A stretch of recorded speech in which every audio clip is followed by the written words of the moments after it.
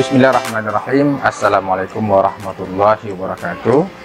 Saya Gus Livoni, mahasiswa PPG UIN Araniri Banda Aceh.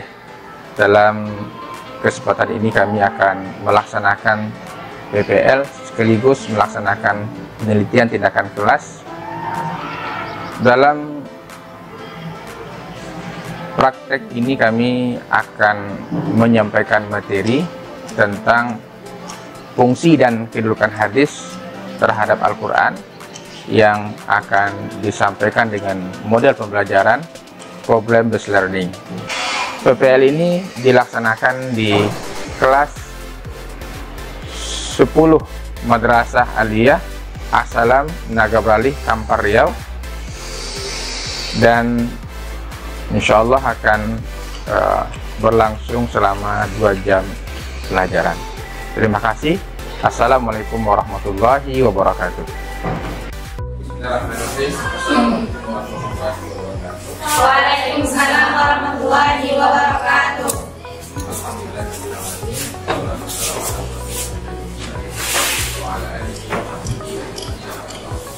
Baik sekalian, yang berbahagia, apa kabar semuanya? Alhamdulillah, inna billahi.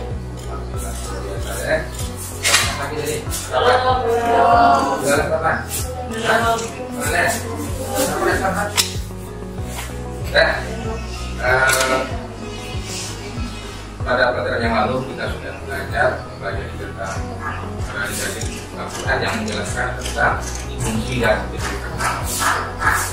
Ini kita nampak secara jelas dan kita bagaimana kondisi atau posisi hadis, kedudukan hadis itu tidak bisa dipisahkan. Kalau saya ingin hanya Al-Quran saja, Al-Quran lebih tinggi sehingga hadis dipisah-pisah. Ada kelompok-kelompok orang yang seperti itu, ya, lebih tinggi Al-Quran daripada hadis tadi. Al-Quran saja hadis itu. Tapi Al-Quran sendiri mengingatkan kita supaya kita berpegang kepada hadis. Dan hadis apa? Mau buat hadis.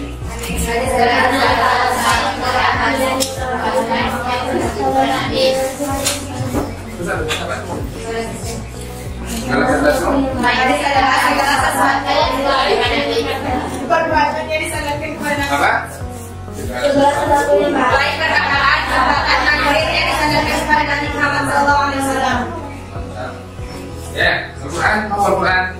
Al-Quran adalah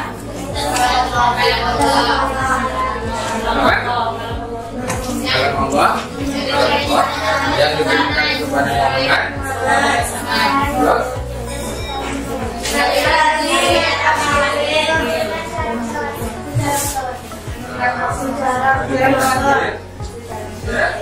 Yang diberikan secara mutlak.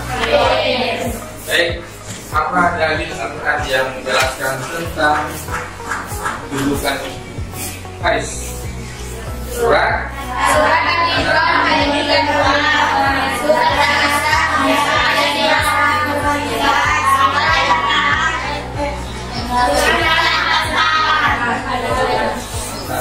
Ya, baik. Kita buat dulu. Apa lagi dan yang ini kita punya Amelia Ramadhani,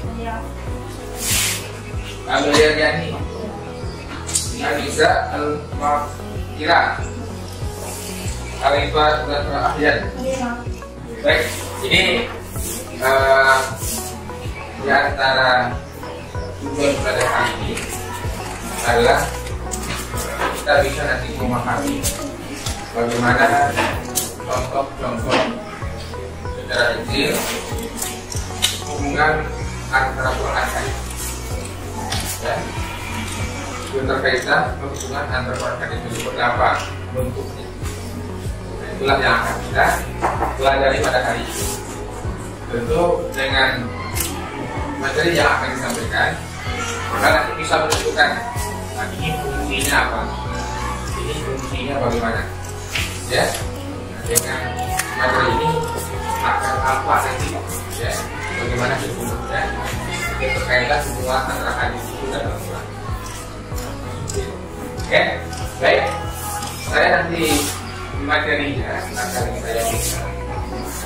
Silakan video ini mau diamati, nanti tunjukkan pertanyaan. Ya, pertanyaan. Siapa yang akan bertanya? Ya, bertanya. Jadi silakan bertanya nanti. Ya, akan berikan tanggapan. Kepada umat manusia taat sudah masuk kepada bahwa taat pada Rasulullah SAW.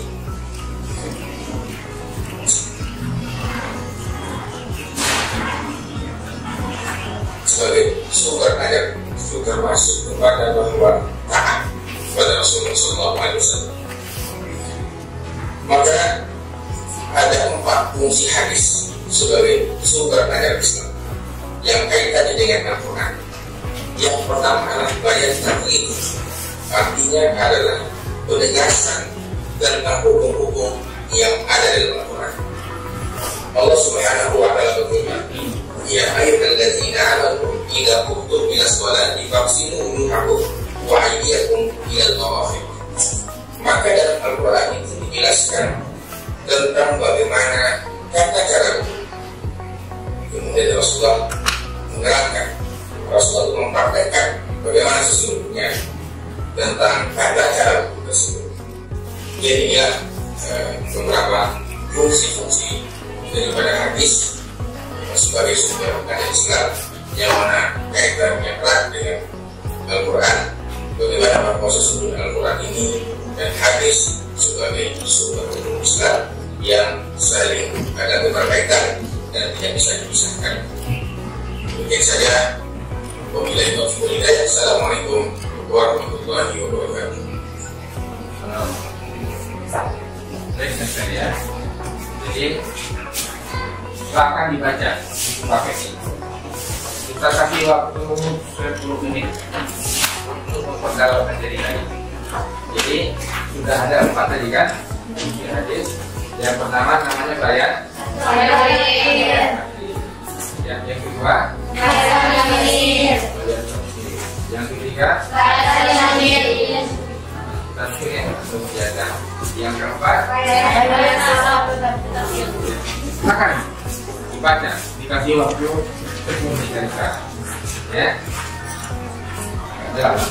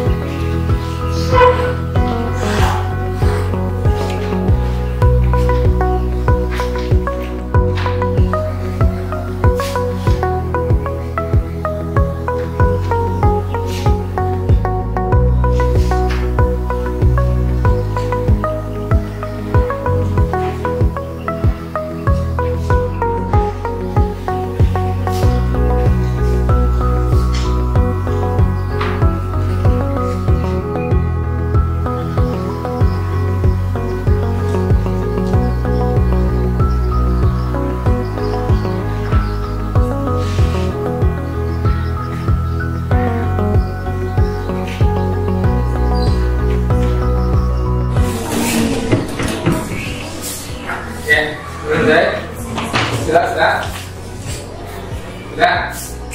Baik.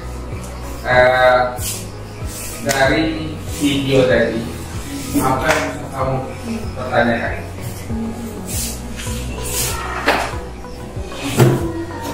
Apa yang bisa kamu tanggapi dari video ini? Silakan. Hah? Silakan. Begini. Nama saya Sika Ola Masa.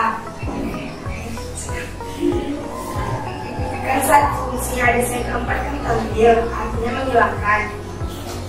Kenapa ayat Al-Quran tersebut dihilangkan dan kenapa mendatangkan hukum yang baru?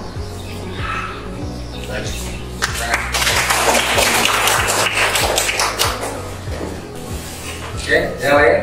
Ada yang ingin menanggapi atau ingin bertanya dulu? Atau dari pertanyaan Syifa tadi ada yang mau menanggapi tidak? Nah, bagus pertanyaannya.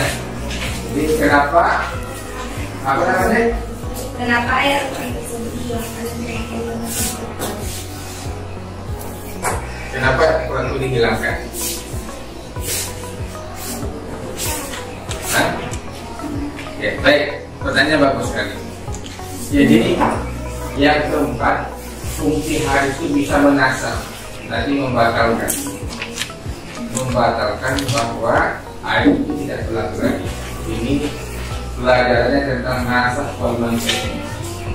Ya, di nasab itu ada Quran menasabkan Al-Quran, ada Al-Quran menasab hadis, ada yang dinasab itu tulisannya, rasanya, ada yang dinasab itu hukumnya, yang mana tulisannya masih ada. Dan juga ada Al-Quran ini menasab hadis, ada juga hadis ini menasab Al-Quran. Memang ada perbedaan pendapat di kalangan para ulama, boleh tidaknya hadis ini menasab Al-Quran. Kenapa? Karena posisi Al-Quran ini dibandingkan dengan hadis. Tetapi itu ada khilaf di kalangan para ulama. Tapi yang dipakai oleh para ulama itu boleh. Kenapa? Karena hadis ini adalah fungsinya menjelaskan tentang apa kandungan Al-Quran itu yang masih berlaku, sehingga ada yang tidak lagi berlaku. Tetapi itu berlakunya pada masa turunnya Al-Quran. Terus kalau selesai berlaku lagi. Ada Pak sekarang yang mengatakan ayat tidak berlaku lagi, tidak bisa. Kenapa?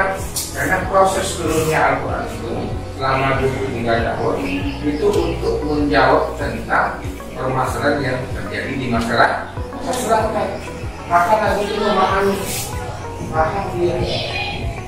Tentu Nabi memahami itu dengan bimbingan Allah Subhanahu wa Ta'ala. Sehingga apa?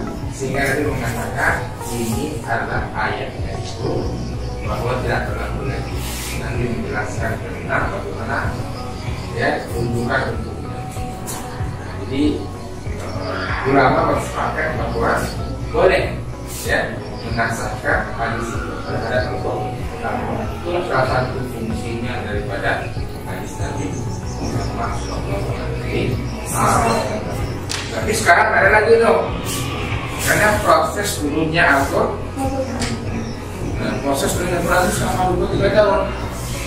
Pada masa itulah ada nasab wal mansukh. Ya, jadi kalau ada selesai Al-Quran itu sudah turun semua, akhirnya al-yawma akmaltu dinakum wa atmamtu alaikum nikmati wa raditu lakumul Islam dinan. Selesai, Islam itu sudah sempurna.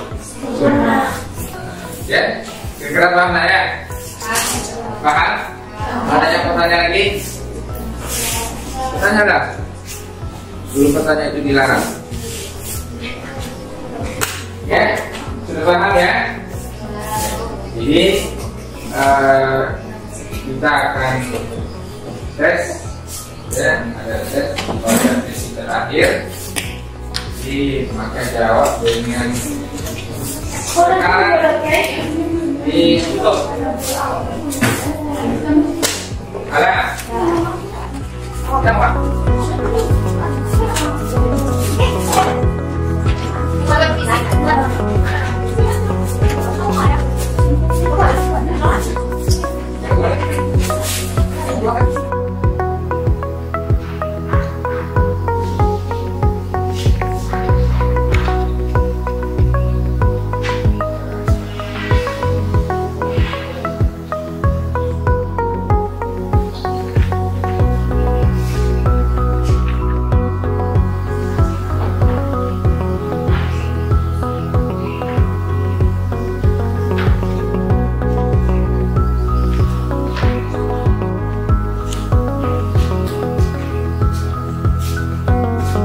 Jadi untuk menambah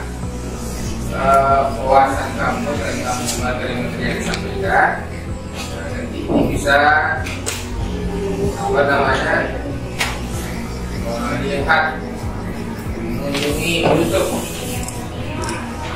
ini klik ya, atau juga buku elektronik, buku paketnya cetak oleh Kementerian Agama bisa juga, atau melalui website yang memuat tentang materi-materi ini ya. Jadi mungkin saja sekalian pertemuan kita pada hari ini mudah-mudahan bermanfaat, dan saya yakin percaya sangat membantu saya belajar dengan hasil yang baik. Dan mari kita tutup pertemuan kita pada hari ini dengan doa.